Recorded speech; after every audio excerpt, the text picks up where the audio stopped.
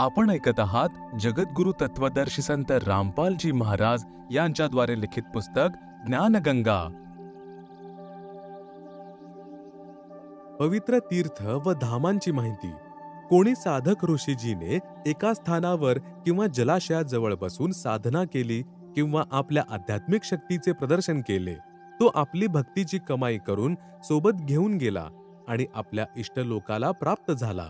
त्या साधना स्थळाला नंतर तीर्थ किंवा धाम नाव पडले।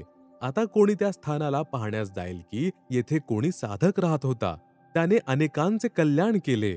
आता ना तिथे ते संतजी आहेत जे उपदेश देतील, ते तर आपली कमाई करून निघून गेले। विचार करा, कृपया तीर्थ व धामांना खलबत्त्यासारखे समजावे। खळ हे 1.5 फुटाचे लोखंडाचे गोल पात्र। हे पात्र 9 इंच परिघाचे उखळासारखे असते आणि सुमारे 1.5 फूट लांब व 2 इंच परिघाचा गोल लोखंडाचा दांडा मुसळासारखा असतो। याचा उपयोग सामग्री, औषधे आदी कुटण्यासाठी केला जातो। यालाच खलबत्ता म्हणतात। एका व्यक्तीने आपल्या शेजाऱ्याकडून खलबत्ता आणला। त्याने हवनाची सामग्री कुटली आणि खलबत्ता धुवून पुसून परत केला। ज्या खोलीमध्ये खलबत्ता ठेवला होता त्या खोलीमध्ये सुगंध दरवळू लागला।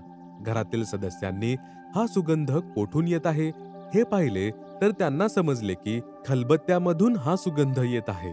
शेजाऱ्याने एखादी सुगंधी वस्तू यात कुटलेली आहे हे त्यांना समजले।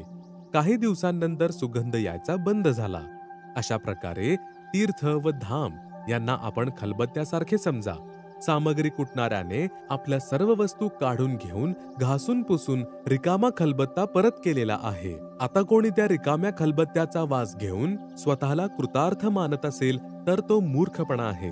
त्याने देखील सामग्री आणली तरच पूर्ण लाभ होईल। अशा प्रकारे एखाद्या धाम अथवा तीर्थावर वास्तव्य करणारा पवित्र आत्मा रामनामाची सामग्री कुटल्यानंतर सर्व काही झाडून पुसून आपली सर्व कमाई स्वतःसोबत घेऊन गेला। आता अज्ञानी श्रद्धाळू त्या स्थानावर फक्त जाण्यातच कल्याण समजत असतील तर त्यांच्या मार्गदर्शकांनी म्हणजे गुरूंनी शास्त्रविधीरहित सांगितलेल्या साधनेचाच तो परिणाम आहे। त्या महान आत्मा संतासारखी प्रभू साधना केली तरच कल्याण शक्य आहे।